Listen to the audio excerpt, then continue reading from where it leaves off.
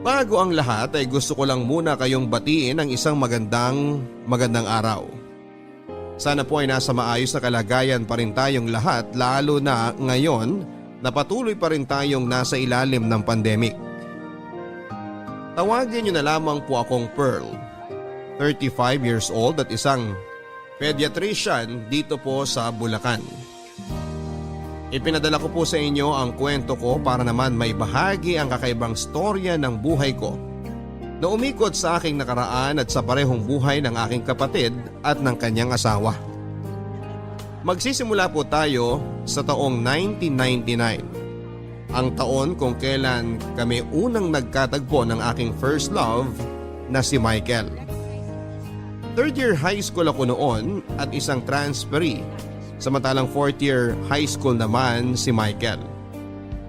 Magkatabi lang noon ang advisory class namin ni Michael kaya naman halos araw-araw kaming nagkakasalubong noon sa hallway. Aaminin ko papadudot na mabilis ako nagkaroon ng crush kay Michael. Siya kasi yung typical na school heartthrob. May itsura, malinis, maputi, cool at higit sa lahat ay matalino rin. Unang tingin ko pa lang sa kanya ay malalaman mo ng anak mayaman siya. Siya yung tipo ng estudyante na kapag naglalakad siya kasama ng mga kaibigan ay siya ang nasa gitna at sinusundan. Siya ang bida, siya ang leading man. Sa mga kabataang artista ngayon ay mayahalin tulad ko siya kay JD Dumagoso sa GMA. Sa katunayan ay medyo may pagkakahawig din sila ng konti. Papadudot patapos na noon ang school year nang magsimulang ipakita sa akin ni Michael na natitipuhan din pala niya ako. Naging sentro kami noon ng panunukso at panunudyo, lalo na't pareho rin namang kaming kinikilig tuwing pinapares kaming dalawa ng mga kaklase namin. Hindi nagtagal ay sineryoso na ni Michael ang mga biruan at sinimulan na niya akong ligawan. Papadudot masyado pa noon akong bata para pumasok sa relasyon. Wala pa akong alam sa mga pag-ibig na yan kaya hindi ko siya noon sinagot. Pero matyaga si Michael. Patuloy pa rin niya akong niligawan hanggang sa napa-oo niya ako.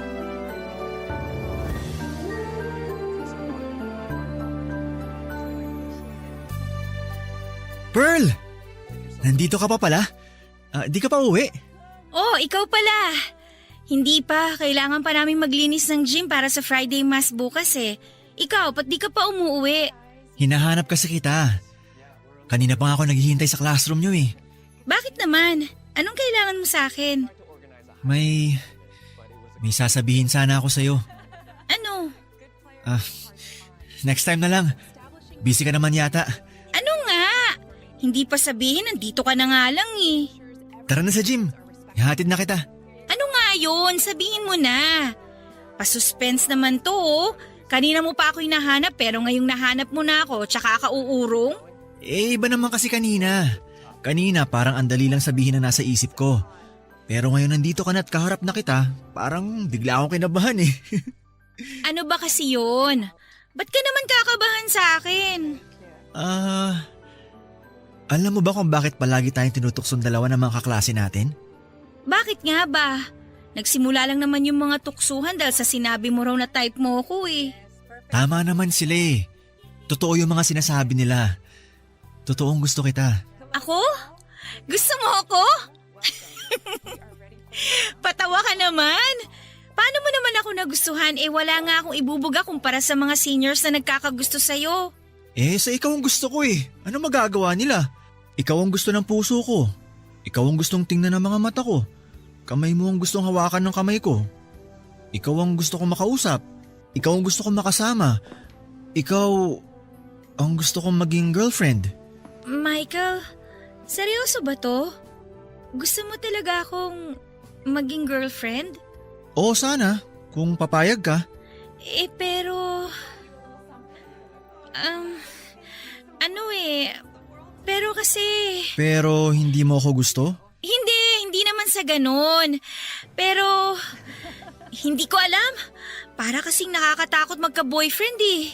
Natatakot ka? Bakit naman? Virgin pa ako.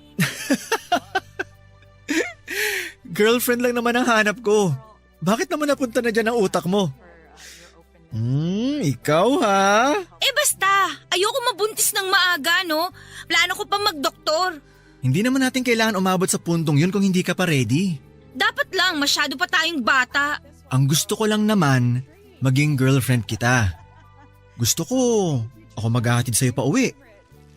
Gusto ko ikaw katabi ko tuwing recess or lunch break. Gusto ko, tawagin mo akong mahal. Basta, wala munang ganun ha. Pangako ko yan sa'yo. Hindi naman kita pipilitin kung ayaw mo eh. Sige. Anong sige? Pumapahig ka na ba na maging boyfriend ako? Oo. Pero, paano bang gagawin? Wala namang kailangan gawin. Pero simula ngayong araw na to, akin ka na at sa'yo na ako. Tapos, mahal na ang tawagan natin para mas sweet. Ganun ba? First time mo lang bang magka-boyfriend? Oo, halata ba? Kitang-kita ko ang takot sa mukha mo eh. Para ka namang nakakita ng hold-upper. Baka sabihin nila, tinatakot kita ha? Hindi naman. Gusto rin naman kita eh. Nung una pa lang kitang nakita, crush na talaga kita eh. Nakakailang girlfriend ka na ba? Mukhang sanay ka na sa panliligaw ah. Pang-ilan na ba ako? Pangatlo? 3? Halos magkaedad lang tayo, nakatatlo ka na? Ayoko na, maghiwalay na tayo! Lo, ito naman di na mabiro. Pangalawa ka pa lang. Mahal, antayin mo ako! Si Michael ang may tuturing kong high school sweetheart ko, Papa Dudut. Ang relasyon naming nagsimula sa puppy love ay tumagal at mas tumibay pa hanggang sa pareho kaming makapagtapos ng high school. Sa pagtungtong namin ng college ay doon nasubok ang tatag ng relasyon namin ni Michael. Sa Manila siya nag-aral ng communication arts samantalang ako naman ay mas piniling sa Baguio kumuha ng medicine. Doon po kasi nagtapos ang nanay ko na isa na ngayong cardiologist at gusto kong sundan ang mga yapak niya. Sa pagpili pa lamang ng eskwelahan ay nagkaroon na kami ng kaunting tampuhan ni Michael. Gusto niya kasi na sa paaralan kung saan siya nag-aaral niya ako gustong mag-enroll para hindi na kami magkalayo pa. Ang problema nga lang ay bago pa man naging kami ay matagal ko na po talagang planong mag-aral sa Baguio. Bata pa lamang kasi ako ay palagi ko nang naririnig sa nanay ko kung papaanong ang college life niya ang isa sa mga pinaka-exciting and unforgettable moments sa buhay niya. At gusto ko ring maranasan yon. Isa pa ay marami na siyang koneksyon sa Baguio. At palagi pa niya akong ibinibida sa mga kakilala niyang doktor na ang ilan ay professor na rin sa Baguio. Nagtampo man noong una. Sa huli ay pinayagan din naman ako ni Michael na sa Baguio mag-aral. Naging madali ang unang 2 taon ng buhay ko sa kolehiyo. Nagkaroon ako ng mga bagong kaibigan at kakilala. Mabilis din ako nakapag-adjust kahit na mag-isa lamang akong nakatira sa Baguio. Samantala sa relasyon namin ni Michael, Papa Dudut, ay medyo nahirapan kami sa bagong setup namin. Malimit din kasi ako noong umuwi at halos once a month na lang kami noon kung magkita ni Michael. Hindi naman naglaon ay nasanay din kaming dalawa at agad namang kaming nakagawa ng paraan para maipagpatuloy ang relasyon namin. Kaso nga lang, Papa Dudut, ay hindi biro ang kinuha kong kurso. Kinain nito ang bawat oras at araw ko. Kinailangan nito ng buong atensyon at concentration ko na kapag hindi ko ito sineryoso ay talagang babagsak ako. Doon na po ako nagsimulang mawalan ng oras para kay Michael nang hindi sinasadya. Akala ko noon ay maintindihan niya ang sitwasyon ko. Pero hindi ko inakalang eto na pala ang pagmumula ng mga hindi namin pagkakaintindihan. Nagsimula kaming magkaroon ng trust issues sa isa't isa. Nahirapan na kaming pagsabayin ang relasyon at pag-aaral namin sa puntong palagi na kami noong nag-aaway. Grabe, ang lamig pala dito sa Baguio, no? Ano ate, saan tayo mamamasyal mamaya? Gusto ko sanang pumunta sa strawberry farm. Sandali lang, hindi ko matawagan si Michael eh. Bakit? Nag-aaway na naman ba kayo? Nagtatampo na naman ang loko. Di ko daw kasi sinasagot yung tawag. Ba't kasi hindi mo sinagot? Busy nga ako kanina. Nakita mo naman, di ba? May problema na naman kami ng groupmates ko sa thesis namin. Napansin ko nga.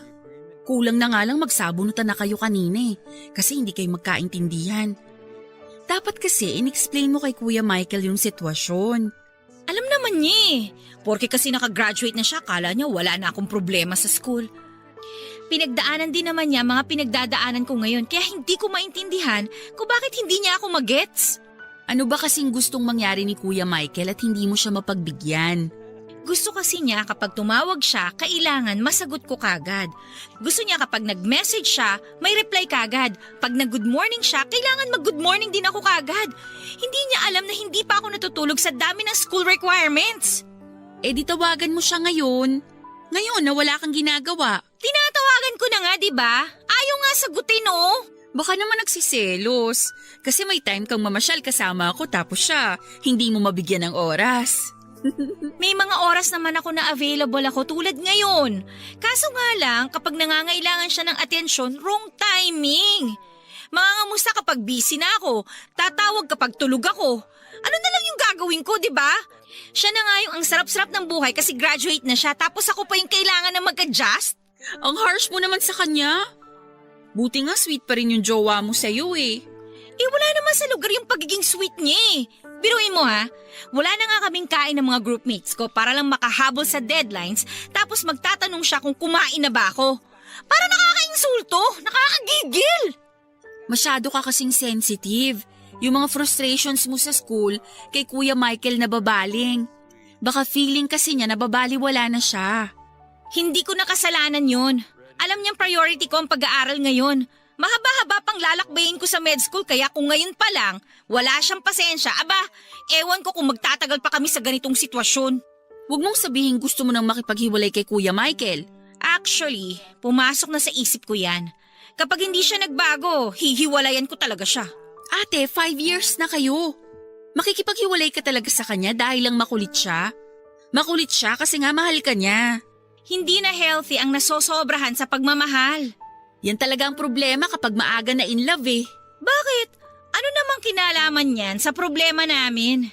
Siyempre, bata pa kayo nung naging kayo. Tapos after 5 years, nasa maturity stage na kayo. Nag-mature na yung isa, tapos yung isa naman napag-iwanan na. Mas mabilis kasing mag-mature ang mga babae, both physically and mentally. Kaya palaging hindi kayo magkasundo Saan mo naman napulot yan? Magdudoktor ka tapos hindi mo alam yun? Ay, no wonder kaya ka pressured sa school. Hay nako, basta, nagsawa na ako sa kaka-baby kay Michael. Ang dami ko nang problema dito tapos dumadagdag pa siya. I-message mo na lang tapos tawagan mo mamaya. Or ako na lang kakausap, gusto mo? Para makalabas na tayo, gutom na ako Ayoko nang kumain ng instant noodles Bakit kasi pumunta ka pa rito? Alam mo namang busy ako, isa ka pa sabi mo kailangan mo mag-unwind. Sakto long weekend sa school kaya napadpad ako dito. Oo, kailangan ko talagang huminga. Kung hindi ko gagawin yon, mababaliw ako. Mukhang tuyot ka na nga Ayain mo na kasi dito si Kuya Michael para madiligan ka naman. Hoy, yung bunganga mo Joke lang. So ano na? Lalabas ba tayo? O lalabas tayo?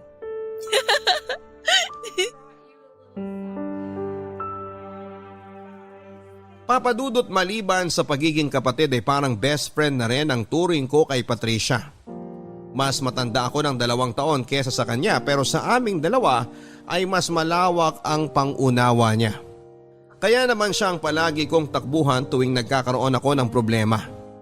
Siya ang pinupuntahan ko kapag nangangailangan ako ng advice o kapag hirap akong makagawa ng desisyon sa buhay. Ibang-iba kasi ang ugali niya kesa sa akin, Papadudot. Open-minded siyang tao at marunong siyang bumasa ng sitwasyon. Matalas din ang bibig kapag alam niyang ako ang may pagkukulang o ako ang nagkasala. Walang preno ang bunganga niya kapag sinimulan na niya akong pangaralan kahit na ako ang ate niya. Sabi nga nila age is just a number dahil kahit 20 anyos na ako noon ay mas mature pa kesa sa akin si Patricia kung mag-isip. Papadudot, pagtungtong ko ng senior year ay mas lalo pa akong naging busy sa pag-aaral. Ni hindi ko na noon magawang kumain sa dami ng mga requirements at reviews na kailangan kong gawin. 5 hours na nga lang din ang tulog ko noon kaya aaminin kong nahirapan akong isingit si Michael sa schedule ko. Pressured na ako noon sa school requirements, pressured din ako sa relasyon ko. Muntik na nga akong sumabog noon, Papa Dudut, dahil hindi ko na alam ang gagawin ko. 3 buwan na rin akong hindi nakakauwi sa bahay noon. Kaya naiintindihan ko rin naman siya kung bakit naghahanap siya ng kaunting atensyon mula sa akin. Dahil kulang ang ibinibigay kong effort sa relasyon namin ni Michael ay siya na mismo ang pumuno ng kakulangang yon. Kasagsagan noon ng final exam namin, Papa Dudut, nang bigla akong isurpresa ni Michael. Lumuwas siya ng Maynila para siya na mismo ang makipagkita sa akin sa Baguio dahil nami-miss na raw niya ako. Ang naging problema nga lang, Papa Dudut, ay wrong timing lang talaga ang pagdating ni Michael dahil ng mga panahong yon ay mas priority ko ang pagre-review. Hindi ko siya nabigyan ng oras at hindi ko naibigay ang atensyong gusto niyang makuha. Dahil dito ay nagkaroon kami ng matinding awayan. Gawa na rin siguro ng halo-halong emosyon ay sumabog na ako, Papa Dudut. At isang desisyon ang nagawa kong nagpabago sa parehong buhay namin ni Michael. Papa Dudut, nakipaghiwalay po ako kay Michael. Punong-puno na po ako noon sa mga reklamo niya na parang batang hindi mabigyan ng candy ng kanyang nanay. Alam naman po nating lahat na ang mga huling taon ng kolehiyo ang isa sa mga pinakakritikal na panahon sa pag-aaral, kaya nawala na po ako ng choice kundi tapusin na lamang ang mahigit 5 taong relasyon naming dalawa. Wala talagang lugar ang pag-ibig noon para sa akin dahil priority ko ang studies ko. Nag-decide akong tapusin ang relasyon namin ni Michael dahil sa halip na maging inspirasyon ay naging pabigat na lamang ito sa pag-aaral ko. Pareho kaming ma-pride ni Michael at hindi niya pinaglaban ang relasyon namin at ako naman ay pinanindigan ko ang naging desisyon ko. Bumalik siya sa Maynila na broken-hearted, alam kong nasaktan siya sa ginawa ko. At maging ako naman noon ay nalungkot din noong hiwalayan ko siya. Pero katulad nga ng sinabi ko ay wala pang lugar ang emosyon na yon sa isip ko dahil sobra pa akong tutok sa pag-aaral noon. Ni hindi ko nga po agad nalaman na lumipad na pala papunta ng Australia si Michael. Weeks pagkatapos ng breakup namin para doon daw mag-move on ayon kay Patricia. Doon kasi nakatira ang nanay niya at ang pangalawang pamilya nito at mabuti na rin yon, Papa Dudut, para naman pareho kaming makapag-focus sa sarili naming buhay. Sa pagkawala ng problema ko sa pag-ibig, Papa Dudut, ay tinuong ko ang buong atensyon ko sa pag-aaral. Natapos ko ang bachelor's degree at mabilis na nakapag-apply sa med school kung saan ay inabot ako ng panibagong 4 na taon bago ako naging intern sa isang ospital na 1 pang taon. Sa awa ng Diyos ay nakapasa naman ako sa licensure examination at matapos makuha ang lisensya ay nagpahinga na muna ako ng 1 taon bago ako nagsimula ng residency training para sa pediatrics na inabot naman ng 3 taon. Matapos ang residency ko ay nag-training muli ako ng 3 taon pa para naman sa fellowship. Papa Dudut, umabot po ng 16 years ang ginawa kong pag-aaral para lamang maging ganap na doktor. Hindi pa kasama rito ang elementary at high school. Sa 16 na taon na yon ay hindi sinasadyang nahiwalay ako sa pamilya ko. Inaamin ko na marami akong nakaligtaan sa buhay ng mga kaibigan at kamag-anak ko. Niwala na nga noong balita kay Michael na 3 years ago ay bumalik na pala ng Pilipinas, maging si Patricia na may boyfriend na pala for 5 years. Para akong bumaba sa bundok at ngayon lang nakapag-update sa mga buhay-buhay ng mga taong malalapit sa akin. Pero ang hindi ko inaasahan sa lahat ay nang biglang ipakilala sa akin ni Patricia ang kanyang boyfriend na matagal na niyang tinatago sa akin. Ay, sa wakas, nandito na yung doktora. Sorry, kagagaling ko lang sa ospital. The-grounds pa kasi ako eh. Okay lang. Kade-deliver lang din naman ng mga pagkain. Hindi kayo nagluto? Aba, sinong magluluto? Ikaw? Busy din naman ako sa work ko, no? Eh bakit may handaan? Anong okasyon? Of course! Kailangan nating i-celebrate na sa wakas. Matatapos na rin ang fellowship mo. Wow, bongga naman! Ano nga uli yung subspecialty mo? Pediatric Oncology. Congrats! Kung ano man yon. Baliw! Ako nagda-diagnose at gumagamot sa mga batang may cancer. Wow! What a very noble job! Loka-loka! Kain na nga tayo. Kanina pa kumakalam tong sikmura ko. Ate, may ipapakilala sana ako sa'yo. Ha? Sino? Pero i-promise mo sa akin na huwag kang mabibigla, ha? Bakit naman ako mabibigla? Si Ding Dong Dantes ba yan? Basta i-promise mo sa akin. Okay. Sino bang ipapakilala mo? Han? Halika na rito! Hi, Pearl. Michael? Anong ginagawa mo rito? Anong nangyayari, Patricia? Hindi ko maintindihan.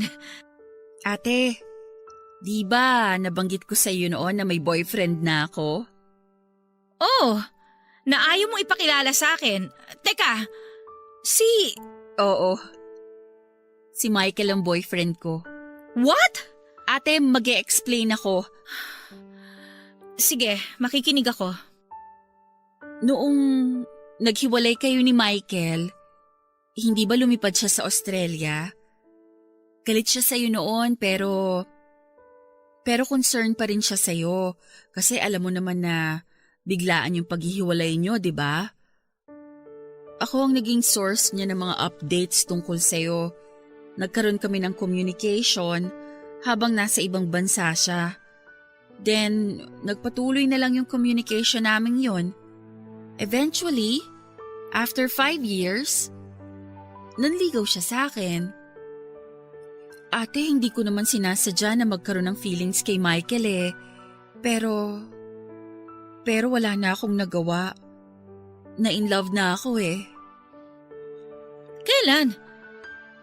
Kailan naging kayo? 5 years after nung breakup nyo. Ate, huwag ka sanang magalit. So, 10 years? 10 years na kayong magkarelasyon nang hindi ko alam? Paano nangyari yun? Ate, maraming nangyari noon habang busy ka sa pag-aaral. Oo, sinagot ko si Michael, pero nagkahiwalay din kami after 3 years. Tapos last 2015, nagkabalikan ulit kami. Nagkahiwalay man kayo o nagkabalikan or whatever, my point is, hindi ko alam. As in, wala akong idea. Bakit? Bakit mo itinago sa akin, Patricia? Natatakot ako sa pwedeng mangyari. Alam ko namang mahal mo pa si Michael eh, pero hindi ko naman pwedeng diktahan ang puso ko. Mahal ko na talaga siya noon. Pearl, kung galit ka man, huwag ka magalit kay Patricia. Sa akin ka magalit. Ako nang ligaw sa kanya. No, hindi ako galit. Bakit naman ako magagalit? We broke up, right? So, kung sino man ang ligawan mo, kahit si Patricia pa yan, it's okay. Hindi ko naman hawak ang buhay mo eh. Ate, sorry. Hindi ako galit dahil si Michael ang naging boyfriend mo. Nagtatampo lang ako na after all those years, hindi mo binanggit sa akin na siya palang boyfriend mo. Sorry. Ayoko kasing masaktan ka eh. Tsaka sobrang busy ka pa nun sa med school. Sa licensure exam, ang dami mong problema nun kaya ayoko nang dumagdag pa. Ganun na ba ako kamanhid nun? Sa Facebook, hindi ba kayo nag-upload ng pictures niyong dalawa? Nag-upload pero nakalimit lang yung post ko eh. So hindi mo rin makikita yung mga post ko na kasama si Michael. Eh si Mama, hindi man lang niya ako in-inform? Kinausap ko rin siya. Ganun ka katakot sa akin? Medyo. Grabe! Wala akong masabi ah. Well, congratulations. Good luck sa relationship niyong dalawa. okay lang ba sa'yo na… Okay na okay! Ano ba? Masaya ba kayong dalawa? Kung masaya kayo, edi wala nang problema.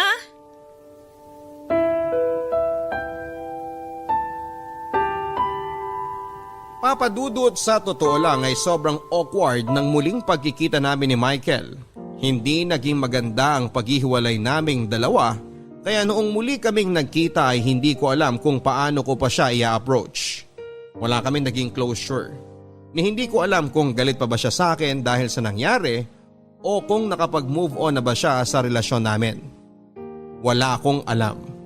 Sobrang daming katanungan ang tumatakbo sa isipan ko noon ng mga panahong yon. Mas lumala pa ang sitwasyon noong malaman kong si Patricia na nga ang bago niyang girlfriend. Sa dami ng babaeng pwedeng ipalit sa akin ay bakit ang kapatid ko pa? At sa dami ng pwedeng i-boyfriend ng kapatid ko ay bakit ang ex ko pa? Pero katulad ng isang supportive na kapatid ay ipinakita ko sa dalawang suporta ko kahit na sa loob-loob ko ay medyo naapektuhan ako, Papadudot. Aminin kong naapektuhan talaga ako nang malaman ko na ang ex-boyfriend ko at ang kaisa-isa kong kapatid ay magkasintahan na pala ngayon. Ilang taon akong nawala ng komunikasyon kay Michael tapos malalaman kong si Patricia na pala ang kinakasama niya. Para po akong nakaramdam ng betrayal kahit na alam ko namang wala dapat akong karapatang makaramdam ng ganong klase ng emosyon. Dahil sa simula pa lang ay ako na ang tumapos sa relasyon naming dalawa ni Michael. Tuwing nagkakasama kaming tatlo ay napaka-awkward ng paligid, Papadudot. Alam ko sa sarili ko na may nararamdaman pa rin ako para kay Michael. Pilit ko lang yon tinatago noong kasagsagan ng pag-aaral ko. Pero ngayon na available na ang oras ko ay aaminin ko na medyo umaasa rin ako na baka may chance pa na kaming dalawa ni Michael ay magkabalikan. Yun nga lang ay hindi na niya ako nahintay pa. Para hindi na ako masyadong maapektuhan pa ay medyo dumistansya po ako sa kapatid ko. Hindi po talaga ako komportableng makita na sweet silang dalawa ni Michael na para bang walang namagitan sa amin ng boyfriend niya. Sa totoo nga niyan, Papadudot, ay medyo umasa pa ako noon na baka hindi rin sila magtatagal pero hindi ko inaasahan na nasa planning stage na pala sila ng pagpapakasal. Sorry na-traffic ako. It's okay. Kararating ko lang naman. Biglaan naman kasi yung tawag mo eh. Bakit mo pala ako gustong makausap? Hihingi sana ako ng pabor sa'yo kung hindi ka busy. Ano bang klaseng pabor? Plano ko sanang sorpresahin si Patricia. Gusto ko na mag-propose sa kanya. Talaga? Oo. Matagal na rin kami magkarelasyon so I think oras na rin para mag-settle down. Tsaka hindi na tayo bumabata. Tama nga naman, pero anong kinalaman ko sa magiging proposal mo? Gusto ko sana magpatulong sa'yo. Plano ko mag-propose sa bahay nyo. Actually, may mga nakausap na ako na mag-aayos sa bahay for that day. Simple setup lang naman para makapag-celebrate na rin tayo after the proposal. Ang gusto ko sana, samahan mo muna si Patricia that day. Para wag muna siyang umuwi habang nagpiprepare kami sa bahay nyo. Yun lang ba? Oo naman, pwede ko namang gawin yun. Madali lang naman pala eh. Maraming salamat Mukhang seryoso na talaga kayong dalawa. Mabait na girlfriend si Patricia. Mas nakilala ko nga ang sarili ko dahil sa kanya Marami ako natutunan sa buhay because of her. Sa dami ng mga babaeng nakilala ko, siya na ang pinaka-wife material. Talaga ba? I'm sorry. I didn't mean it that way. Actually, may point ka naman eh. Alam ko marami ako naging pagkukulang nung tayo pang dalawa. And I totally understand kung marami kang nagustuhang quality sa kapatid ko kaysa sa akin. Actually, quality-wise, talagang napunta na lahat kay Patricia. I'm just the plain old boring sister, so naiintindihan kita. Pearl, magkaiba man, pero pareho kayong may mga magandang qualities ni Patricia. Hindi mo na kailangang mag-explain. Hindi mo na ako kailangang bigyan ng mga sugar-coated remarks. Basta ang akin lang, masaya ang kapatid ko, so masaya na rin ako. Basta ba, ipangako mo sa akin na hindi mo sasaktan si Patricia? Of course! Hindi ko gagawin yan. Alam mo yan, Pearl, kasi ikaw never kitang sinaktan. Right. Ako yung bumasag sa puso mo eh. Nagalit ka ba sa ginawa ko? Aaminin ko, nagalit ako. Nasaktan ako sa nangyari. Pumunta ako sa Australia dahil sa nangyari. Alam mo namang ayokong pumunta ron. Kahit na gustong gusto na akong kunin ni Mama. I stayed because of you. Tapos, iniwan mo lang ako. I'm sorry. Pero, worth it naman, di ba? Tingnan mo, doktora ka na. Nakuha mo na sa wakas yung matagal mo ng pangarap. Nakuha ko nga, pero marami rin naman ako isinakripisyo. Bakit? Nagsisisi ka ba sa nangyari? Ako? Hindi ko alam. Masyadong mabigat yung term na nagsisisi eh. Nangihinayang siguro, pwede pa. Mahal mo pa ba ako, Pearl? Kailangan ko bang sagutin yan? Sorry, hindi na pala dapat tinatanong yun. Tinawagan mo ako dito para humingi ng pabor para tulungan kitang mag-propose sa kapatid ko.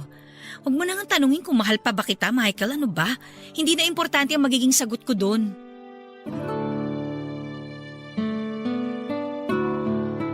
Sa tulong ko, Papa Dudut, ay naging successful ang surprise proposal ni Michael kay Patricia. Magsisinungaling ako kung sasabihin kong hindi ako nakaramdam ng inggit nang makitang masaya na sa isa't isang dalawa. Pumasok din sa isipan ko ang tanong na kung hindi ko kaya hiniwalayan si Michael noon ay sa ganito rin kaya kami hahantong. Sa isang proposal kung saan ay tatanungin din ako ni Michael kung gusto ko ba siyang pakasalan at sasagot naman ako ng oo. Kung nangyari yon ay sigurado ako na ang saya-saya ko ngayon. Siguro ako ngayon ang engaged, kaso hindi. Nandoon ako ng panahong yon sa gilid nakahawak ng cellphone upang kunan ng video ang memorable moment nilang dalawa habang lihim na naiinggit sa pagmamahala ng kapatid ko at ng ex-boyfriend ko. Papa Dudut, maituturing na ba akong masamang tao kung lihim kong hinihiling na sana ay hindi mag-yes ang kapatid ko? Siguro nga dahil pinagkakaitan ko sila ng kasiyahan. Sa sumunod na taon ay nagpakasal na sina Michael at Patricia. Sobrang bongga ng kasal, Papa Dudut, na sa tingin ko ay aabot ng mahigit 1.5 million ang nagastos nila. May kaya kasi ang pamilya ni Michael. Sa Australia nakatira ang nanay niya samantalang may sarili namang negosyo ang tatay niya. Bukod dito ay nagtatrabaho bilang marketing associate si Michael samantalang accountant naman si Patricia. Kaya hindi nakapagtataka kung bakit kaya nilang umupa ng 3 floor ng hotel para sa kasal nila at magkaroon ng malaking reception. Siyempre, Papa Dudut, ako ang tumayong maid of honor ni Patricia. Ayos lang naman sa akin yon dahil nang panahong yon ay medyo tanggap ko na hindi para sa akin si Michael. Kung ano man ang nararamdaman ko sa kanya ay pilit ko na lang itong ibinaon sa limot dahil hindi na para sa akin ang puso niya, kundi pagmamay-ari na ito ng kapatid kong si Patricia. Pagkatapos ng kanilang kasal at 3 weeks na honeymoon sa Italy ay bumukod na sa amin ang bagong kasal. Pareho pa rin kasi kami noong nakatira ni Patricia sa bahay ng magulang namin, kaya nakahinga ako nang lumipat na sila ng tirahan. Kahit doktora na ako noon, Papa Dudut, ay hindi pa ako stable noon kaya huwag niyo akong sisihin kung bakit sa nanay ko pa nakatira. Dahil kalahati ng taon ko ay ginugol ko sa pag-aaral.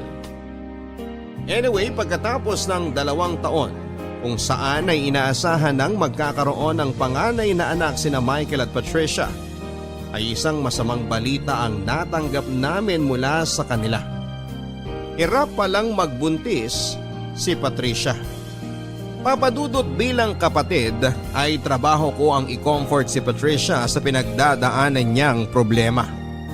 Siguro ay oras na rin para ako naman ang maging sandalan niya na ngayon ko lang na-realize ay hindi niya malimit na ginagawa. Doon ko lang napagtanto, Papa Dudut, na hindi ako ang takbuhan ni Patricia kapag may problema siya. At napansin ko rin na hindi siya gaanong nagsishare masyado sa akin ng problema. Hindi katulad ko na open book ako kay Patricia.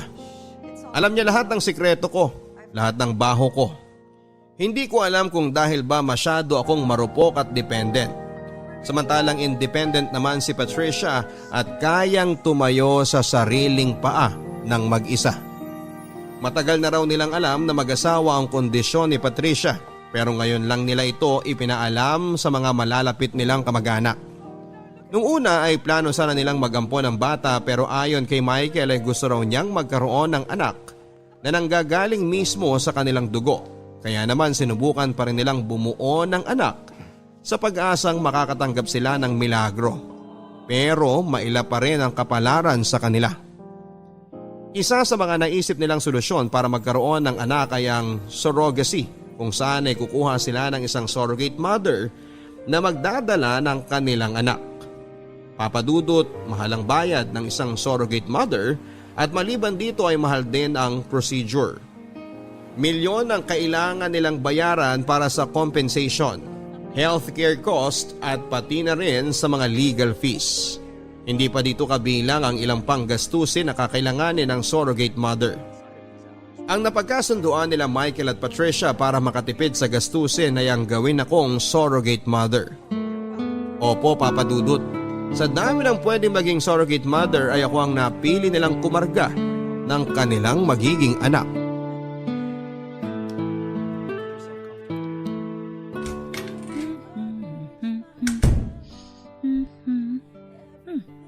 Patricia? Anong ginagawa niyo rito ni Michael? May problema ba? Hinihintay namin kayo ni Mama. May gusto sana kaming sabihin. I think nasa clinic pa si Mama eh. Mamaya pa uwi yun. May nangyari ba? May bad news kami ni Michael eh. Ano nangyari? Kanina pa ba kayo rito? Bakit hindi niyo ako tinawagan? Hinintay ka na namin. Hindi naman kami nagmamadali. Michael, ikaw na ba magsasabi? Bakit? Ano ba yun? Kinakabahan naman ako sa inyo. Paano ko ba sasabihin to? Last year kasi, nalaman namin sa OB ni Patricia na wala raw siyang kakayanang magbuntis. What? Bakit? Paano niyo nalaman na hindi na niya kayang magbuntis? Nagkaroon ako ng miscarriage last year. Masyado raw maliit yung uterus ko para magdala ng baby. Oh my, Patricia! Bakit hindi mo kaagad sinabi sa akin? Hanggang ngayon ba ayaw mo pa rin mag-open up sa akin? Hindi naman sa ganun pero umaasa kasi kami ni Michael na baka magkaroon kami ng swerte. Malay namin, bigla na lang kaming mabiyayaan ng miracle baby.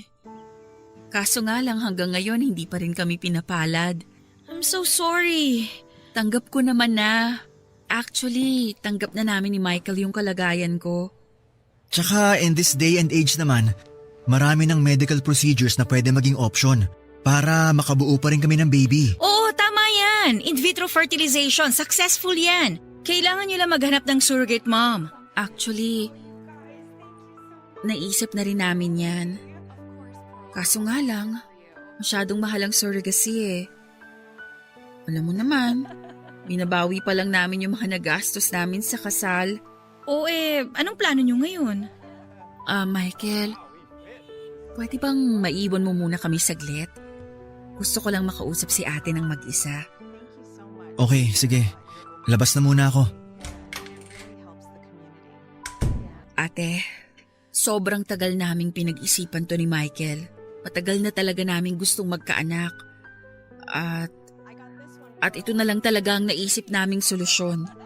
Sana matulungan mo kami sa problema namin.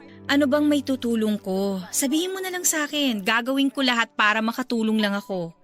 Gusto sana namin na ikaw ang maging surrogate mother ng magiging anak namin. Ako? Wait lang ha. Tama ba yung narinig ko? Ako ang gagawin yung surrogate? Sana. Ate, doktor ka. Alam na alam mo kung gaano kamahal ang surrogacy. Kaya napag-usapan namin ni Michael na malaki ang maitutulong mo sa magagastos namin kapag ikaw ang tatay yung surrogate mother ng baby namin. Kapag pumayag ka, hindi na namin kailangang umupa ng surrogate mother. Sandali lang Patricia ha, kasi masyadong masyadong malaki tong hinihingi ninyong pabor sa akin eh. Alam kong mahirap para sa'yo tong hinihingi naming pabor. Pero sana naman ate, mapagbigyan mo kami. Mahirap talaga. Mahirap, Patricia. Hindi pa ako handang magkaroon ng baby sa loob ng tiyan ko. Sige na ate, para sa akin naman to eh. Huwag ka namang maging selfish. Selfish? Kapag ba tumanggi ako sa gusto ninyo, magiging selfish na ako? Bakit? Wala na ba akong karapatang magdesisyon para sa sarili kong katawan? Sana naman naisip mo rin ako. Ako na walang kakayahang magkaanak ate. Sorry talaga, pero… Huwag mo nang ituloy ang sasabihin mo. Gets ko na. Patricia, sandali lang naman. Bakit pa nga ba ako humingi ng tulong sa'yo? Alam ko naman sa simula pa lang ganito ang mangyayari. Ano bang ibig sabihin yan? Patricia, sandali lang! Ate, tuwing nangangailangan ka ng tulong, ako ang lagi mong tinatakbuhan. Nandyan ako palagi kapag hindi mo alam ang ginagawa mo. Ngayong ako naman ang nangangailangan ng tulong, hindi mo ako matutulungan? Tapos nagtataka ka kung bakit nagtatago ako ng sikreto sa'yo? Ngayon alam mo na ang sagot. Patricia!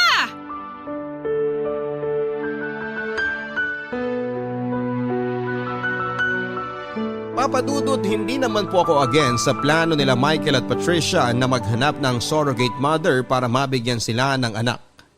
Pero hindi naman din po ako papayag na ako ang maging surrogate mother nila. Masakit na nga po sa akin na sa kapatid ko napunta ang lalaking minamahal ko. Ako pang tumayo nilang maid of honor tapos gusto pa nila ako ngayon na ako ang magdadala ng magiging anak nila. Tumanggi po ako, Papa Dudut, sa hinihiling na pabor sa akin ni Patricia. Never pang pumasok sa isipan ko ang maging isang ina. Not to mention ang mga anak ng hindi naman magiging akin. Hindi basta-basta ang hinihiling sa akin nila Michael at Patricia. Nangangailangan ito ng matinding paghahanda, mentally, physically at maging emotionally, kaya hindi po ako pumayag. Dahil sa ginawa kong pagtanggi, Papa Dudut, ay ako ang lumalabas na masama, hindi lang sa mga mata nila Patricia kundi maging sa mga kamag-anak ko. Para bang ako ang naging kontrabida sa buhay nila dahil ako ang naging dahilan kung bakit hindi nila makuha ang kaligayahang kanilang inaasam. At dahil sa nangyari ay nagkaroon ng lamat ang relasyon namin ni Patricia. Ilang buwan din kaming hindi nag-usap. Sa bawat paglapit ko sa kanya ay lumalayo siya. Wala naman akong karapatang magreklamo dahil ang lahat ng simpatya ay na kay Patricia. Pakiramdam ko noon ng mga panahong yon ay tila ba wala akong kakampi. Ni hindi ko mailabas ang hinanakit ko. Hindi ko maintindihan kung bakit parang hindi nila makuha ang punto ko. Ni hindi man lang nila maintindihan ang nararamdaman ko. Sa puntong yon, Papa Dudut, ay pinagsawalang bahala ko na lamang ang emosyon ko. At sa huli pumayag na lamang akong maging surrogate mother ng magiging anak nila Patricia at ni Michael.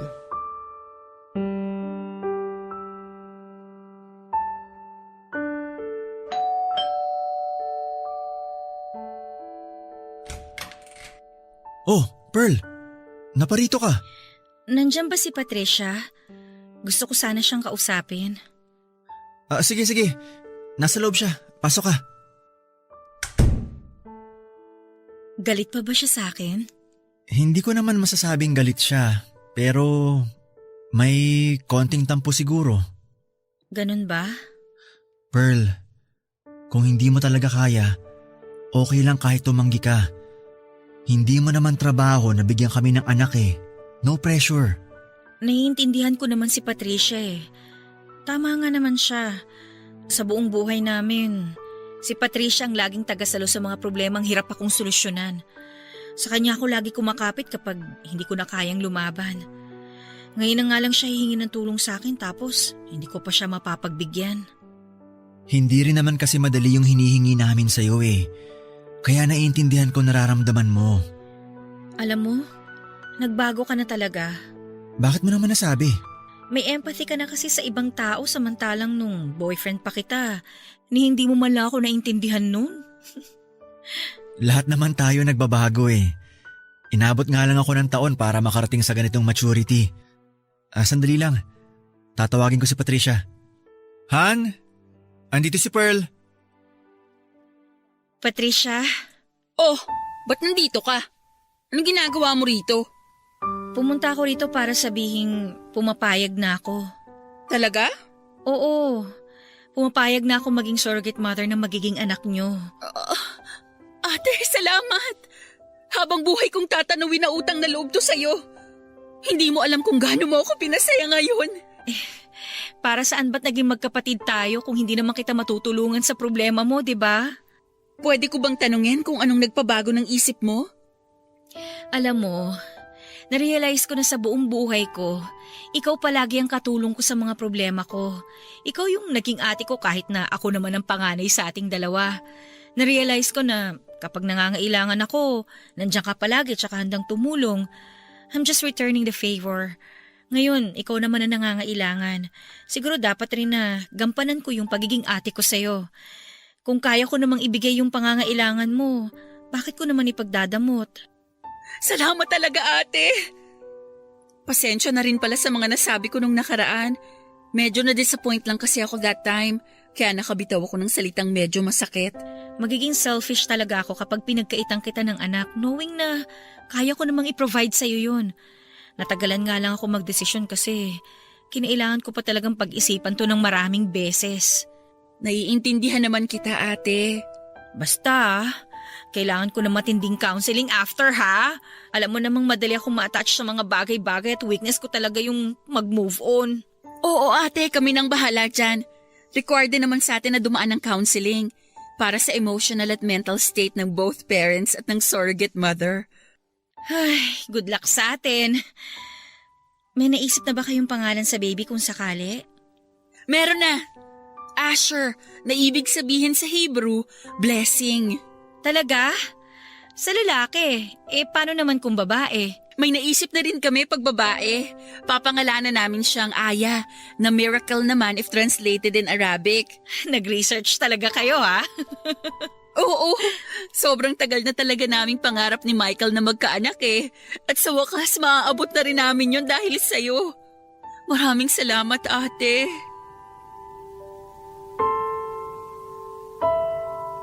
Papa Dudut, gestational carrier po ang naging tawag sa akin. Hindi po traditional surrogacy ang nangyari sa akin dahil manggagaling sa ibang tao ang cells na bubuo ng bata. Ako lang po ang magdadala nito. Ang egg cell ni Patricia at sperm cell ni Michael ay sumailalim muna sa vitro infertilization para makabuo ng embryo na siya namang ipapasok sa sinapupunan ko para ako magdala sa baby ng 9 na buwan at magluwal nito. Inabot ng 10 weeks bago nagkaroon ng heartbeat ng bata hanggang sa naging matagumpay na nga ang surrogacy.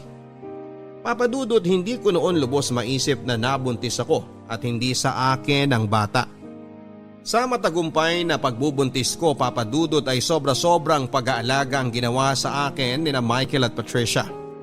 Halos araw-araw pa sila noon kung dumalaw sa bahay upang mabantayan ang kalagayan ko. Para akong pasyente na oras-oras ay hinihinga ng update. Dahil doon ay naging malapit muli ang loob namin ni Patricia na siyang pinagpapasalamat ko. Ang hindi ko po inaasahan ay ganoon din pala ang mangyayari kay Michael at naging malapit din siya sa akin. Sa katunayan nga, Papadudot, ay mas hands-on pa siya kumpara kay Patricia. Kung noon ay palagi kong iniiwasan si Michael at ganoon din siya na hindi gaano akong pinapansin. Ngayon ay hinahayaan ko na lang siya na lapitan ako dahil dala ko na ang anak niya. Yun nga lang ay napansin kong mas sa akin na napupunta ang buong atensyon ni Michael kumpara sa asawa niyang si Patricia. Sa pagiging close naming dalawa ni Michael ay hindi sinasadyang muling nabuhay ang pagtingin ko sa kanya. Para bang bumalik ang kahapon? Ang kahapon kung saan ay ako pa ang babae noon sa buhay niya. Papadudot, madali lang irason na dahil sa bata kung bakit bigla na lang napalapit sa akin si Michael. Ibang klase na kasi ang pag-aalaga ang ginagawa niya sa akin na para ba akong asawa niya.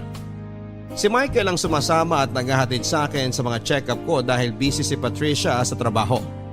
Si Michael din ang nagpo-provide ng mga pangangailangan ko tulad ng vitamins at pagkain. Noong nag-crave nga ako ng strawberry ay kung saan-saan siya naghanap para lamang maibigay sa akin ito kahit na hindi naman strawberry season noon. Ipinagluluto rin niya ako ng mga ulam para raw hindi puro fast food ang kinakain ko dahil baka makasama yon para sa baby. Bago pumasok sa kanyang trabaho ay dinadaanan pa niya ako para ipagluto ako ng breakfast at samahan sa paglalakad-lakad. Nang mga panahong yon, Papa Dudut, ay nakaramdam na ako na parabang ako na ang asawa ni Michael at hindi si Patricia. Aaminin ko na nagustuhan ko ang isiping yon. Hindi ko alam kung dahil ba sa hormonal changes, pero ang mga itinago kong emosyon para kay Michael ay bigla na lang nabuhay. Ang mga naramdaman ko para sa kanya noon ay bigla na lang lumutang na parabang kailan lang noong dalawa pa kami ang nagkakasama. Bigla kong na-miss ang pagiging sweet niya sa akin, ang pagiging maalaga niya at pagiging gentleman.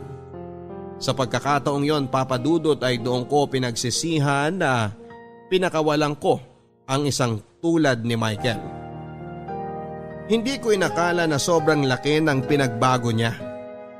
Mature na siya at hindi tulad noon na parabang batang excited na makakuha ng atensyon. Ngayon ay ako naman ang parang batang umaasa na sana kami na lang muli. Na sana ibalikan na lang niya ako. Kahit na alam kong hindi na mangyayari yon. Papa Dudut, maniwala kayo sa akin. Sinubukan kong pigilan ang nararamdaman ko kay Michael. Pinilit kong itinago ang nararamdaman ko sa kanya. Pero paano ko magagawa yon kung araw-araw ko siyang nakikita? Kung bawat oras ay nakakatanggap ako ng text message sa kanya para tanungin kung maayos ba ang sitwasyon ko o kung kailangan ko ng tulong. Papa Dudut, nang mapansin kong masyado nang lumalala ang nararamdaman ko kay Michael ay ako na mismo ang kumausap sa kanya. Kahit papaano ay ayoko rin namang makagawa pa kaming dalawa ng kasalanan at masaktan ang kapatid ko nang hindi sinasadya.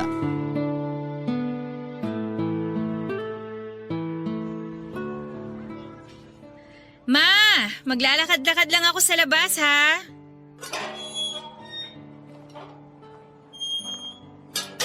Pearl! Good morning! Michael? Ano ginagawa mo rito? Ang aga pa. Nag-grocery ako kahapon eh. Naparami ako ng bili ng prutas. Naisip ko na idaan na lang sa itong iba bago ako pumasok sa trabaho. Nagabala ka pa? Hindi mo na kailangan gawin to. Kaya ko naman ng sarili ko eh. Siyempre, ginagawan mo kami ng pabor eh.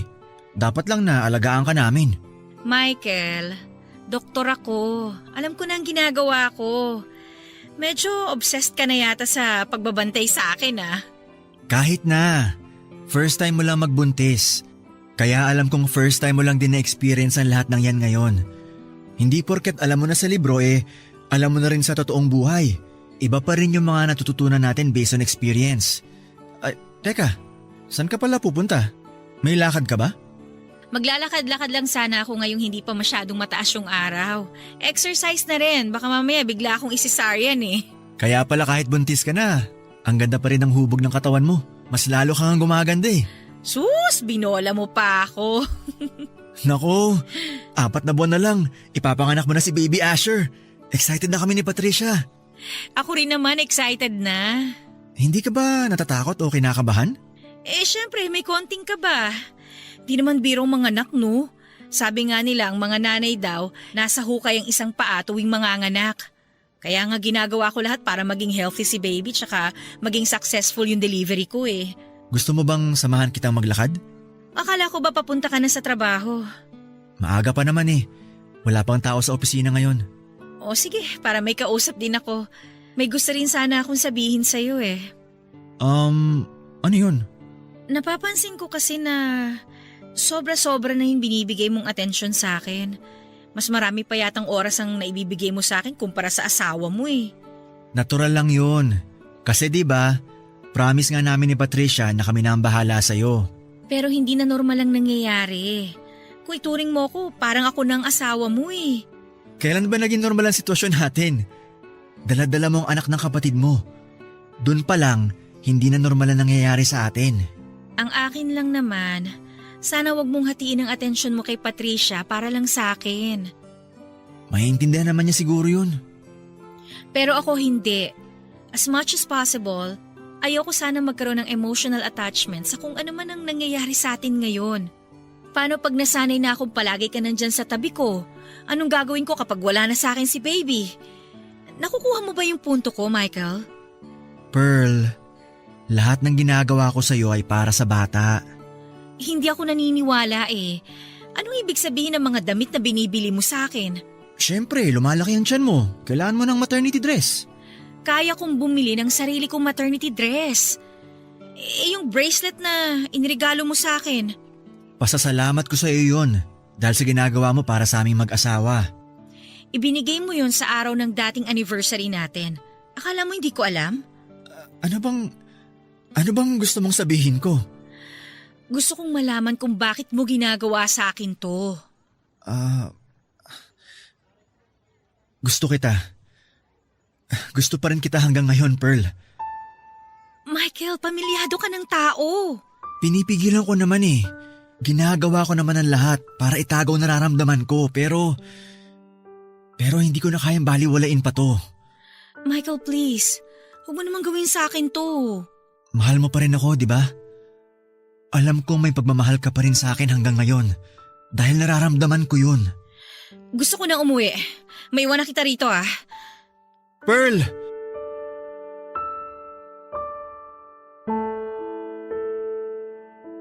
Pero matapos ang mga revelasyong narinig ko mula kay Michael, ay doon ko na-realize na hindi na maganda itong mga nangyayari. May gusto pa rin ako kay Michael at ganon din siya na may gusto pa rin pala sa akin. Ang problema ay kasal na siya sa kapatid ko at higit sa lahat ay ako ang may dala sa anak nila. Sobrang gulo ng buhay namin ng mga panahong yon, Papa Dudut. Buntis ako at hindi ko rin makontrol ang mga lumalabas na emosyon ko noon. Hirap man ay pinilit kong maging profesional. Pinaghiwalay ko ang trabaho ko bilang surrogate mother at ang emosyong nararamdaman ko para kay Michael. Mabilis na lumipas ang 9 na buwan at matagumpay kong naipanganak ang panganay na anak nila Michael at Patricia. Papadudot, nang mawala sa akin si Asher ay aaminin kong nagkaroon ako ng attachment issues. Nung una ay hindi ko naman talaga itinuturing na anak si Asher dahil technically ay hindi ko naman talaga siya anak. Pero nang kunin na sa akin ang bata ay parang nagkaroon ako ng separation anxiety. Kahit na papaano, sa 9 na buwang pinagdaanan namin ni Baby Asher ay na-attach na rin ako sa kanya. Kaya masakit din na mawala siya sa akin. Pero katulad nga ng napag-usapan at ang mga pinirmahang legal documents ay hindi sa akin si Asher, kaya wala akong karapatan sa bata. At dahil sa nangyari, Papa Dudut, ay nagpakalayo-layo na muna ako para makapag-move on. Kumuha ako ng sarili kong apartment para makalayo mula sa pamilya ni Michael. Malaking tulong na rin ito sa akin para maalis ko na rin ang muling nabuo na pagmamahal ko para sa asawa ng kapatid ko. Nag-focus na lamang ako sa trabaho at pansamantalang dumistansya mula sa pamilya ko. Ang kaso, Papa Dudut, ay ang tukso mismo ang lumalapit sa akin. Kahit dapat ay wala na kaming koneksyon ni Michael dahil wala na sa akin ang bata, ay nakakatanggap pa rin ako ng pangungumusta mula sa kanya.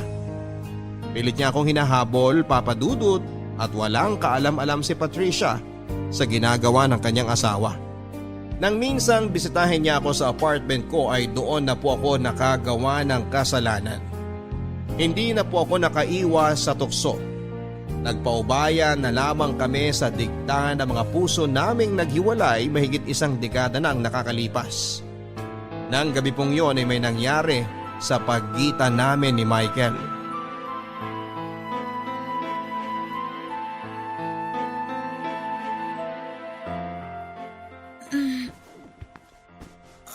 Anong oras na ba? Michael! Michael, gumising ka na dyan! Anong oras na? 7:00 na! Naku, late na ako sa trabaho. Michael, kailangan nating mag-usap. Mamaya na lang tayo mag-usap. Late na talaga ako. Patay ako kay boss nito. Tinawagan ako ni Patricia kanina. Anong sinabi? Binanggit mo ba na magkasama tayo? Gusto mo bang patayin tayo ng kapatid ko? Hindi ako hibang para sabihin na nandito ka ngayon sa apartment ko. Bakit siya tumawag? Hinahanap ka niya. Hindi ka ba nagpaalam sa kanya? Ano ka ba naman, Michael? Anong ipapaalam ko sa kanya? Na pupuntahan kita? Sana naman nagrason ka na lang ng iba para hindi siya mag-alala. Sige.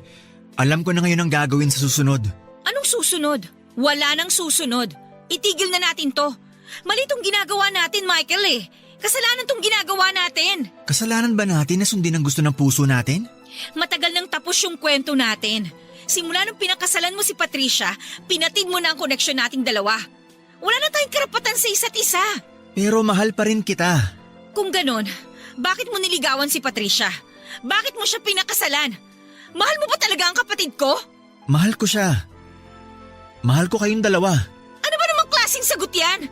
Isa lang ang puso mo, hindi ka pwede magmahal ng dalawang tao. Si Patricia ang pinili mo, si Patricia na lang ang mahalin mo. Please lang. Pero paano tayo? Walang tayo, Michael. Matagal na tayong tapos. Yung nangyari sa ating kagabi. Kalimutan mo na yon. Isang malaking pagkakamali ang ginawa natin. Pearl, Please, nagmamakaawa ako sa'yo. Huwag mo naman kaming paglaro ang magkapatid. hindi ko kayo pinaglalaruan. Ano ba sa tingin mo tong ginagawa mo ngayon? Pareho nating ginusto ang nangyari. Alam kong hindi ka lang napipilitan. At pinagsisisihan ko na ang ginawa kong yon. Ayokong saktan si Patricia, ayokong masaktan ang kapatid ko. Pero may nangyari na. Kaya nga huwag na natin dagdagan pa. Dito mismo, tinatapos ko na ang ugnayan nating dalawa. Parang nangyari na dati to ah. Iiwan mo ulit ako? Aaminin ko, pinagsisisihan ko ang ginawa kong pag-iwan sa'yo noon. Pero kasi iba na ang sitwasyon natin ngayon. Kailangan kong gawin to. Kailangan nating gawin to. Kung gusto mong isalba ang pamilya mo, iwasan na natin ang isa't isa. Ay... I'm sorry. I'm sorry na dinamay pa kita sa kagaguhan ko. Huwag ka na mag-sorry sa akin. Mag-sorry ka sa kapatid ko. Tama ka sa mga sinabi mo. Ay, ano ba tong ginagawa ko? Michael, mangako ka sa akin. Mangako kang hindi na mauulit ang nangyari sa atin. Mahirap. Pero magtiwala ka sa akin. Hindi na mauulit to. Ano na ngayon ang gagawin mo? Hindi ko alam. Wala na akong mukhang maihaharap kay Patricia. Siguro magpapakalayo-layo na lang muna ako. Michael, please, huwag mong lolokohin ang kapatid ko. Nagawa ko lang naman yun dahil may nakaraan tayo eh. Hindi ko magagawang lokohin si Patricia. Magtiwala ka sa akin. Hindi ko magagawang mambabae. Katulad ng sinabi ko sa'yo, mahal ko si Patricia. Siguro, nalito lang ang puso ko simula nung naging close ulit tayo dahil kay Baby Asher. May tiwala ako sa'yo, Michael. Alagaan mo ang asawa at anak mo. Kalimutan na natin ang lahat. Ibaon na lang natin sa limot ang nangyari. Tanggapin na lang natin na hindi talaga tayo para sa isa't isa. Papadudot mabilis din naman akong nagising sa katotohanan. Nang mahimasmasan ay agad akong ginupo ng konsensya. Agad akong sinampal ng common sense ko na mali ang ginawa ko. Na mali ang ginagawa namin ni Michael. Pareho kaming nagtaksil sa mismong kapatid ko at sa halip na kampihan ko si Patricia, ayoko pa ang lumapastangan sa kanya. Kahit na kami ni Michael ang naunang nagkarelasyon, si Patricia na ang nagmamay-ari sa puso ni Michael dahil ito ang sinumpaan nilang pareho sa harap ng Diyos. Nagalit ako sa sarili ko, Papa Dudut, dahil hindi ko nalabanan ang bugso ng damdamin. Siguro ay walang maniniwala kung sasabihin kong hindi ko sinasadya ang mga nangyari. Nadala lamang ako ng emosyon kaya ko po nagawa yon at hanggang ngayon ay pinagsisisihan ko pa rin ang mga nangyari. Bago pa man kami maghiwalay ni Michael ay kinausap ko na siya ng masinsinan. Sinabi ko sa kanya na maling-mali ang ginagawa naming pareho. Kapatid ko si Patricia at ayaw kong masaktan siya. Kaya kung ano man ang nararamdaman namin ni Michael sa isa't isa ay kailangan na naming itapon ang lahat ng yon dahil parte na lamang ito ng nakaraan. Nakiusap ako kay Michael na itigil na ang ginagawa niya. Nakiusap ako na huwag na niyang lolokohin si Patricia lalo na't may anak na sila. Papadudot na ngako kami ni Michael sa isa't isa na hanggang doon na lamang kami. Doon mismo ay sinara na namin ang pintuan ng bawat isa. Nang sa gayon ay hindi na madagdagan pa ang kasalanang nagawa namin. Sa mga sumunod na buwan ay pinasok na ng COVID-19 ang Pilipinas dahilan para magkaroon ng total lockdown sa buong bansa. Malaki ang naitulong nito Papa Dudut para makalayo ako kay Michael. Sa pagdami ng kaso ng virus sa bansa ay ginugol ko ang bawat oras ko sa mga batang tinatamaan ng nasabing sakit. In a way ay eto na rin ang naging rason ko kung bakit unti-unti ring nawala sa puso't isipan ko si Michael, hindi kalaunan. Sa ngayon Papa Dudut ay kontento na ako sa buhay ko. Mahirap ang pinagdadaanan natin sa kasalukuyan pero masaya ako na nakakatulong ako sa mga batang nangangailangan ng atensyon. Malaki ang pasasalamat ko sa Panginoon na lahat ng naging COVID patients ko ay nakasurvive naman sa naturang sakit. Wala na akong balita pa kay Michael dahil hindi ko na pinapansin ang bawat messages niya na dumarating sa akin. Paminsan-minsan ay nakikibalita naman ako kay Patricia kung kumusta na si Asher. Hanggang ngayon ay wala pang kaalam-alam si Patricia sa mga nangyari sa aming dalawa ni Michael at wala kaming planong ipaalam ito sa kanya. Dadalhin na lang namin ang sekretong iyon hanggang sa huli naming hantungan. Ito po ang dahilan kung bakit ako sumulat sa inyo Papa Dudut dahil wala na akong iba pang maaaring mapagkwentuhan ng mga nangyari, kundi ang inyong programa na lamang. May mga ibang pangyayari, pangalan at lugar na nabago at ipinapangako ko sa inyo na hanggang doon na lamang ang naging kwento namin ni Michael. Maraming salamat po sa pagkakataong ito at sana ay merong napulot na aral ang ating mga kabarangay sa kakaibang kwento ng buhay ko. Gagamitin ko rin po ang pagkakataong ito para sabihin sa mga listeners ng Barangay Love Stories na nasa pandemya pa rin tayo at sana ay patuloy pa rin tayo sa pagsunod sa mga safety protocols. At sana rin po ay magpabakuna na tayo para matalo na natin ang sakit na ito. Yan lamang po at maraming salamat. Ang inyong forever kapuso at kabarangay, Pearl. Maraming salamat Pearl sa pagbabahagi ng kwento ng iyong buhay, pag-ibig at pag-asa dito sa Barangay Love Stories. Kahit saang anggulo naman natin tignan ay masama talaga ang pakikiapid. Yan ang ika-6 na utos ng Diyos. Kaya naman sumasang-ayon ako sa iyong desisyon na humiwalay ka na kay Michael. Mga kabarangay, mahirap talaga kapag puso ang palaging pinapairal. Kailangan kapag gumagawa tayo ng isang desisyon ay gamitin din natin minsan ang utak natin para maiwasan ang dilubyong darating. Kung sakali mang mali pala ang isinisigaw ng puso natin, tandaan natin na ang pagsisisi ay